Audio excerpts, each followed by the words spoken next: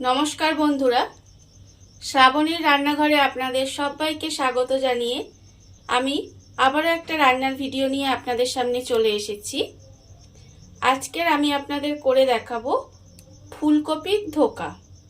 তাহলে চলুন এই ফুলকপির ধোকা আমি কিভাবে বানাই সেটা আপনারা একবার দেখে নিন। ফুলকপির ধোকা বানানোর জন্য প্রথমে আমি গ্যাসটা অন করে নিয়েছি আর তার মধ্যে একটা কড়াই বসিয়ে দিয়েছি। এবারে আমি এর মধ্যে দেব সরষের তেল। আমি রান্নাটা পুরো সরষের তেল দিয়েই করব। আপনারা চাইলে কিন্তু ধোকাটা সাদা তেল দিয়েও ভাজতে পারেন।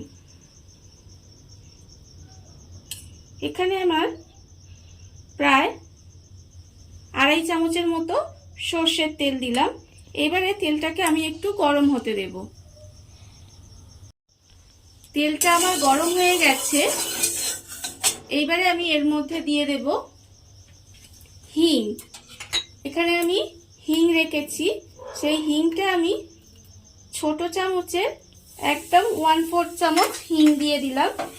দিয়ে হিংটা একটু নাড়াচাড়া করে নিলাম। এইবারে আমি এর মধ্যে দেব আদা বাটা। আদা বাটা এখানে আমি 1/2 চামচের একটু বেশি আদা বাটা দিলাম। আর আমি দেব কাঁচা লঙ্কা বাটা। কাঁচা লঙ্কা বাটা আমি এখানে 1 চামচ মতো দিলাম। দিয়ে এবার এই হিং, আদা আর কাঁচা লঙ্কাটা একটু তেলের মধ্যে নেড়ে নেব।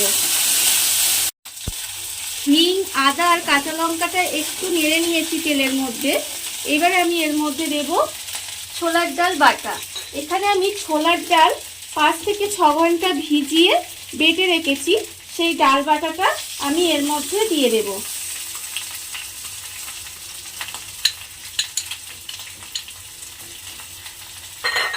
আর আমি দেব এখানে ফুলকপি। ফুলকপির ডাঁটাগুলো ফেলে দিয়ে ফুলকপির যে ফুলটা সেটা আমি ভালোভাবে বেটে রেখে দিয়েছি, সেই ফুলকপির ফুল বাটাটাও এর মধ্যে দিয়ে দেব।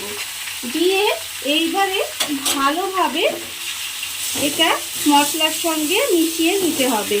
খুব ভালোভাবে কিন্তু মেশাতে হবে। ফুলকপি বাটাটা আর ছোলার ডাল বাটাটা ভালোভাবে মশলার সঙ্গে মিশিয়ে নিয়েছি। মিশিয়ে নিয়ে একটু নেড়ে চেড়ে ভাজা ভাজা মতো করে নিয়েছি। এইবারে আমি এর মধ্যে দেব নুন। নুনটা এখানে আমি আন্দাজ মতো দেব। আর আমি দেব এর মধ্যে চিনি। চিনিটা আমি অল্প সামান্য পরিমাণে দিলাম। আর আমি দেব এর মধ্যে হলুদ গুঁড়ো। হলুদ গুঁড়ো এখানে আমি 1/2 চামচেরও একটু কম হলুদ গুঁড়ো দিলাম, 1/4 চামচ। আর দেব লঙ্কা গুঁড়ো। লঙ্কা গুঁড়ো 1/4 চামচ লঙ্কা গুঁড়ো দিলাম। আর আমি দেব ধনে গুঁড়ো। ধনে গুঁড়ো 1/4 চামচ। আর দেব জিরে গুঁড়ো। জিরে গুঁড়ো 1/4 চামচ দিলাম। দিয়ে এই মশলাগুলো এবার খুব ভালোভাবে এই ডাল আর ফুলকপি বাটার সঙ্গে মিশিয়ে নিতে হবে। খুব ভালোভাবে কিন্তু এটা মেশাতে হবে।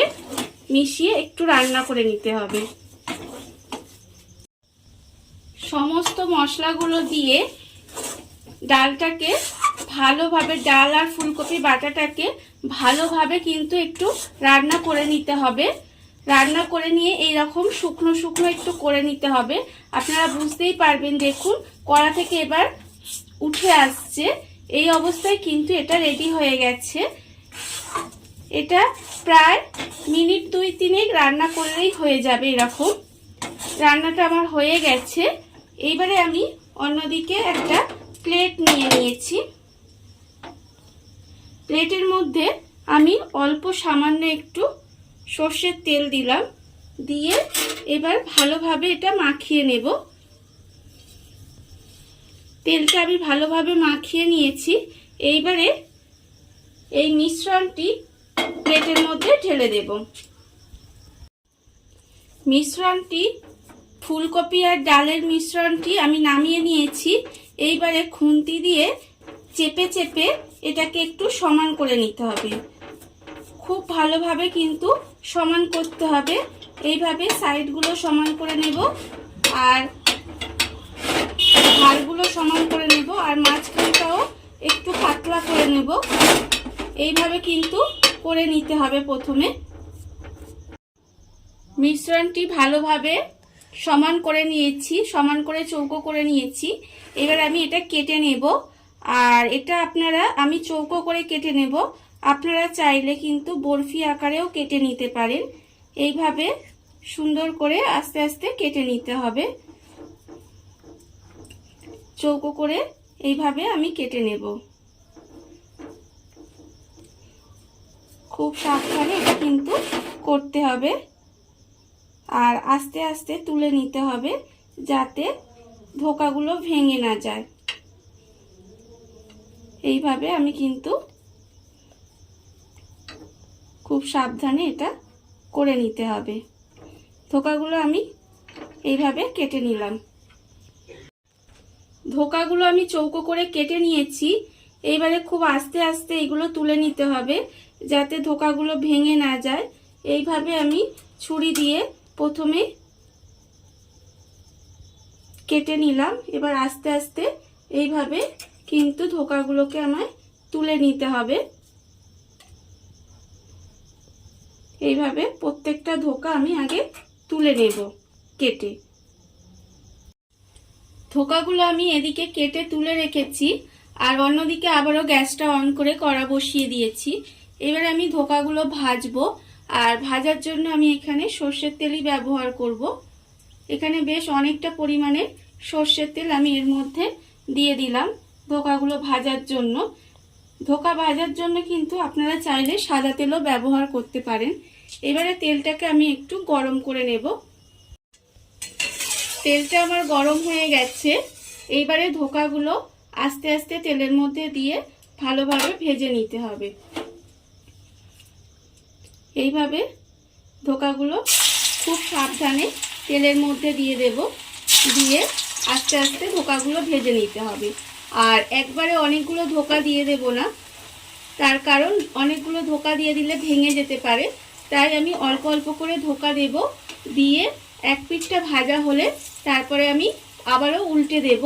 এইভাবে খুব ভালোভাবে ধোকাগুলোকে ভেজে নিতে হবে আমাকে। ধোকাগুলো এপিট ওপিট করে লাল করে ভেজে নিয়েছি।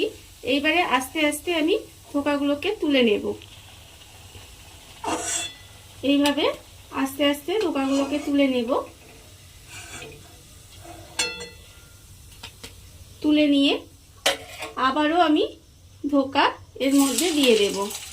এইভাবে আমাকে সবগুলো ধোকাকে ভেজে নিতে হবে, কিন্তু ভীষণ সাবধানে ভাজবেন, কারণ ভেঙে যাওয়ার সম্ভাবনা থাকে। অনেক সময় দেখবেন ধোকা ভেঙে যায়। একটু আস্তে আস্তে ভেজে নিলে কিন্তু ধোকা আর ভেঙে যাবে না। এইভাবে আমাকে ধোকাগুলো সব ভেজে নিতে হবে। ধোকাগুলো আমার ভাজা হয়ে গেছে, আমি ধোকাগুলোকে রেখে দিয়েছি। এবার আমি ওই তেলের মধ্যে দিয়ে দেব তেজপাতা। তেজপাতা এখানে আমি দুটো রেখেছি, ওর মধ্যে দিয়ে দিলাম। এইবারে আমি এর মধ্যে দেব গোটা গরম মশলা। এখানে আমার অল্প একটু দারচিনি আছে আর 3টে এলাচ, ছোট এলাচ আর 3টে লবঙ্গ আমি এর মধ্যে দিয়ে দিয়েছি। এইবারে আমি এর মধ্যে দেব অল্প সামান্য একটু সাদা জিরে দিয়ে এবারে মশলাটাকে আমি একটু নাড়াচাড়া করে নেব। নাড়াচাড়া করে এবারে আমি এর মধ্যে দিয়ে দেব টমেটো। এখানে আমি ছোট সাইজের একটা টমেটো কুচিয়ে রেখেছি, সেটা আমি এর মধ্যে দিয়ে দিলাম। দিয়ে এবারে এর মধ্যে আমি আন্দাজ মতো নুনটা দিয়ে দেব, যাতে টমেটোটা নরম হয়ে যায় আর যাতে তেলের মধ্যে ছিটকে না গায়ে আসে, সেই জন্য আমি নুনটা এর মধ্যে দিয়ে দিলাম। দিয়ে এবারে একটু রান্না করে নেব যতক্ষণ না টমেটোটা নরম হয়ে যায়। টমেটোটা আমার নরম হয়ে গেছে। এইবারে আমি এর মধ্যে দেব আদা বাটা। এখানে আমার 1/2 চামচ পরিমাণে আদা আছে, আমি এখানে আদাটা দিয়ে দিলাম। আর আমি এখানে দেব জিরে বাটা। জিরে বাটাও 1/2 চামচ দিলাম। দিয়ে আমি আবারও মশলাটা ভালোভাবে একটু কষিয়ে নেব। আদা জিরে দিয়ে মশলাটা ভালোভাবে কষিয়ে নিয়েছি। এইবারে আমি এর মধ্যে দেব হলুদ গুঁড়ো। হলুদ গুঁড়ো এখানে আমি 1/2 চামচ পরিমাণে হলুদ গুঁড়ো দিলাম। আর আমি দেব লঙ্কা গুঁড়ো। লঙ্কা গুঁড়ো আমি এখানে 1/2 চামচের একটু কম দিলাম।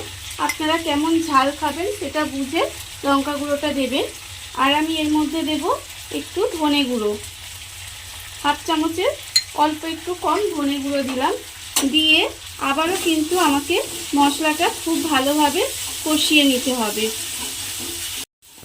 সমস্ত মশলাগুলো দিয়ে গুঁড়ো মশলাগুলো দিয়ে আমি ভালোভাবে কষিয়ে নিয়েছি। এইবারে আমি এর মধ্যে দেব চিনি। চিনি এখানে আমি 1/2 চামচ পরিমাণে চিনি দিলাম। দিয়ে আবারও একটু মিশিয়ে নেব। মিশিয়ে নিয়ে এবারে আমি এর মধ্যে দেব জল। দেখুন মশলাটা আমার কষানো হয়ে গেছে, তেল ছেড়ে গেছে মশলা থেকে। এইবারে আমি এর মধ্যে দিয়ে দেব জল। এখানে আমি ঈষৎ উষ্ণ জল রেখেছি, ঈষৎ উষ্ণ গরম জল রেখেছি, সেটা আমি এর মধ্যে দিয়ে দেব। গরম জল দিলে তাহলে তরকারির স্বাদটা ভালো হয়, সেই জন্য আমি এখানে একটু গরম জল দিলাম। প্রায় 1 কাপ মতো জল আমি এর মধ্যে দিয়ে দিলাম। এবারে এটাকে আমি ভালোভাবে ফুটিয়ে একটু রান্না করতে দেব। গ্রেভিটাকে ভালোভাবে ফুটিয়ে নিয়েছি। এইবারে এর মধ্যে আমি ধোকাগুলো দিয়ে দেব। যে ধোকাগুলো আমি ভেজে রেখেছিলাম সেই ভাজা ধোকাগুলো আমি এর মধ্যে সব দিয়ে দেব। এইভাবে দিয়ে একটু নেড়ে ছেড়ে দেব, দিয়ে কিন্তু একটু রান্না হতে দেব। ধোকাগুলো এর মধ্যে দিয়ে আমি উল্টে পাল্টে দিয়েছি, দিয়ে একটু রান্না করে নিয়েছি। আর আমি এদিকে একটা ধোকা এইভাবে ভেঙে রেখেছি। এবারে এটাকে আমি এর মধ্যে দিয়ে দেব। এটা দিলাম তার কারণ গ্রেভিটা একটু ঘন হবে, সেই জন্য কিন্তু এটা আমি দিয়ে দিলাম। দিয়ে আবারও একটু আলতো হাতে নাড়াচাড়া করে নেব, যাতে ধোকাগুলো ভেঙে না যায়। এইভাবে একটু নাড়াচাড়া করে নিতে হবে। করে নিয়ে এবারে আমি এর মধ্যে দেব গরম মশলা। এখানে আমি গোটা গরম মশলা বেটে রেখেছি, সেই গরম মশলা বাটাটা 1/2 চামচ এর মধ্যে আমি দিয়ে দিলাম। দিয়ে এবারে ভালোভাবে এটা মিশিয়ে নিতে হবে।